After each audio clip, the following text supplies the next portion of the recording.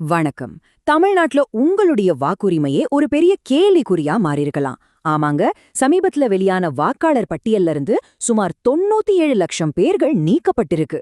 இதுல உங்க பேரும் இருக்கா இல்லையா, அதை எப்படி உடனே செக் பண்றதுன்னு வாங்க விளக்கமா பார்க்கலாம். முதல்ல இந்த நம்பரை பாருங்க.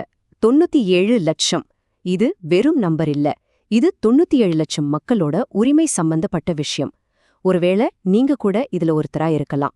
டிசம்பர் 10ஆம் தேதி வெளியான இந்த புதிய வரைவு வாக்காளர் பட்டியல் தமிழ்நாட்டு அரசியல்ல ஒரு பெரிய புயலையே கிளப்பியது.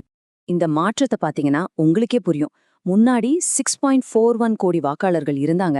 ஆனா இப்போ வெறும் 5.44 கோடி பேர் தான் இருக்காங்க. 1-2 இல்ல, கிட்டத்தட்ட 1 கோடி வாக்காளர்கள் திடீர்னு லிஸ்ட்ல இருந்து காணாம போயிருக்காங்க. இதனால நம்ம எல்லாருக்குமே ஒரு முக்கியமான கேள்வி வருது. உங்க பேரு இன்னும் லிஸ்ட்ல இருக்கா? வரப்போற 2026 தேர்தல்ல உங்களால ஓட்டு போட முடியுமா? உங்க வாக்குரிமை உண்மையிலே பாதுகாப்பா இருக்கா?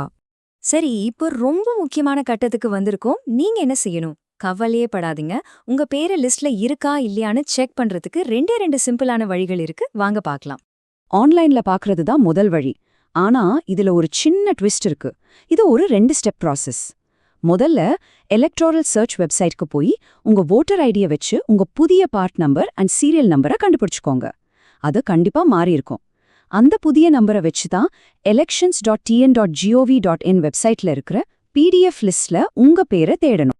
ஒருவேளை உங்களுக்கு வெப்சைட்ல பாக்குறது கொஞ்சம் கஷ்டமா இருந்தா கவலையே வேண்டாம். அதுக்கு தான் இந்த 2வது வழி. ரொம்ப சிம்பிள். உங்க போன்ல இருந்து ECI-ன்னு டைப் பண்ணி ஒரு ஸ்பேஸ் விட்டு உங்க வோட்டர் ஐடி நம்பரை டைப் பண்ணி 1950ன்ற நம்பருக்கு ஒரு SMS அனுப்புங்க. உங்க பேரு லிஸ்ட்ல இருந்தா எல்லா டீடைல்ஸும் உடனே உங்களுக்கு மெசேஜ்ல வந்துடும். சரி, ஒருவேளை உங்க பேரு லிஸ்ட்ல இல்லைன்னா முதல்ல டென்ஷன் ஆகாதீங்க. உங்க பேரு ஏன் நீக்கப்பட்டதுன்னு தெரிஞ்சுக்கிறது தான் முதல் ஸ்டெப்.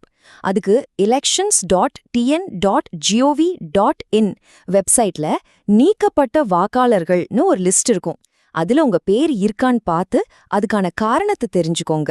அப்படா, நம்ம பேரு லிஸ்ட்ல இருக்குன்னு நீங்க நிம்மதி பெருமூச்சு விட்டா கொஞ்சம் நில்லுங்க. உங்களுக்கான சவால் இன்னும் முடியல. இன்னொரு முக்கியமான விஷயம் இருக்கு. அதுதான் இந்த குறுக்கு சரிபார்ப்பு அறிவிப்பு, அதாவது கிராஸ் வெரிஃபிகேஷன் நோட்டீஸ். அப்படின்னா என்னன்னா, தேர்தல் ஆணையம் நீங்க கொடுத்த ஃபார்ம் எல்லாத்தையும் மறுபடியும் செக் பண்ணுவாங்க. அதுல அவங்களுக்கு ஏதாவது சின்ன சந்தேகம் வந்தா கூட உங்களுக்கு ஒரு நோட்டீஸ் அனுப்புவாங்க. அப்படி ஒரு நோட்டீஸ் உங்களுக்கு வந்தா நீங்க இந்திய குடிமகன் தானும் இங்கதான் வசிக்கிறீங்கன்னு நிரூபிக்க வேண்டியிருக்கும். அதுக்கு இந்த லிஸ்ட்ல இருக்கிற ஆதார், பர்த் சர்டிபிகேட் மாதிரி ஏதாவது ஒரு ஆவணத்தை நீங்க சமர்ப்பிக்கணும். அதனால இப்போவே எல்லாத்தையும் தயாரா வச்சுக்கிறது நல்லது. ஆனா இங்க தான் ஒரு முக்கியமான ட்விஸ்ட் இருக்கு. குறிப்பா நீங்க ஒரு இளம் வாக்காளரா இருந்தா உங்களுக்கு வேலை கொஞ்சம் அதிகம். நீங்க 1987க்கு அப்புறம் பிறந்திருந்தா உங்க பர்த் சர்டிபிகேட்டோட உங்க அப்பா இல்லனா அம்மாவோடைய பர்த் சர்டிபிகேட்டையும் கொடுக்கலாம்.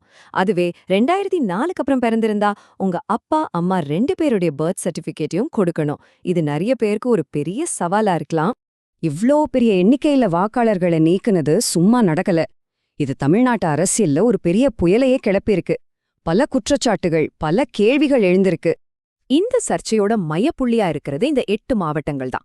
பாத்தீங்கன்னா, கொங்கு மண்டலம் மற்றும் சென்னை மண்டலத்துல இருக்கிற இந்த முக்கிய மாவட்டங்கள்ல இருந்து தான் மிக அதிக எண்ணிக்கையிலான வாக்காளர்கள் நீக்கப்பட்டிருக்காங்கன்னு ஒரு குற்றச்சாட்டு இருக்கு.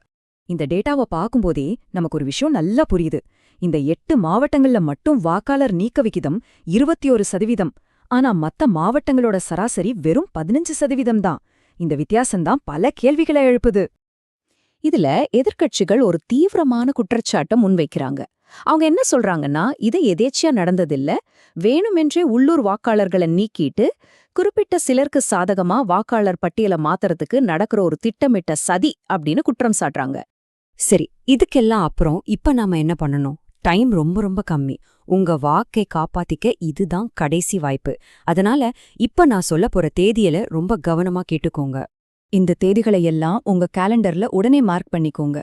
ஜனவரி 18 வரைக்கும் தான் உங்க பேரை சேர்க்கவோ, திருத்தவோ அல்லது நீக்கப்பட்டதுக்கு ஆட்சேபனை தெரிவிக்கவோ முடியும். அது மட்டும் இல்லாம சிறப்பு முகாம்களும் வாக்குச்சாவடிகள்ல நடக்குது. கடைசியா பிப்ரவரி 14ஆம் தேதி இறுதிப்பட்டியல் வெளியாகும். அதுல உங்க பேர் இருந்தாதான் ஓட்டு போட முடியும். உண்மையா சொல்லணும்னா வாக்காளர் பட்டியலை சரிபார்க்கறது ஒரு நல்ல விஷயம்தான். ஆனா அது செஞ்ச வேகமும் அதுவும் தேர்தலுக்கு கொஞ்ச நாள் முன்னாடி செஞ்சதுதான் இப்போ இவ்ளோ பெரிய குழப்பத்துக்கும் சர்ச்சைக்கும் காரணமா அமைஞ்சிருக்கு. இறுதியா நம்ம எல்லாருக்குமே ஒரு பெரிய கேள்வி இருக்கு. வாக்காளர் பட்டியலை தூய்மைப்படுத்துறோன்ற பேர்ல தகுதியான லட்சக்கணக்கான குடிமக்களோட வாக்குரிமையை பறிக்கிறது சரியா? தேர்தல் நேர்மைக்கும் ஒவ்வொரு குடிமகனின் வாக்குரிமைக்கும் நடுவுல சரியான பாதையை நாம எப்படி கண்டுபிடிக்க போறோம்? உங்க ஓட்டுரிமை உங்க கையில தான் இருக்கு. உடனே செயல்படுங்க. இந்த விளக்கத்தை பார்த்ததுக்கு நன்றி.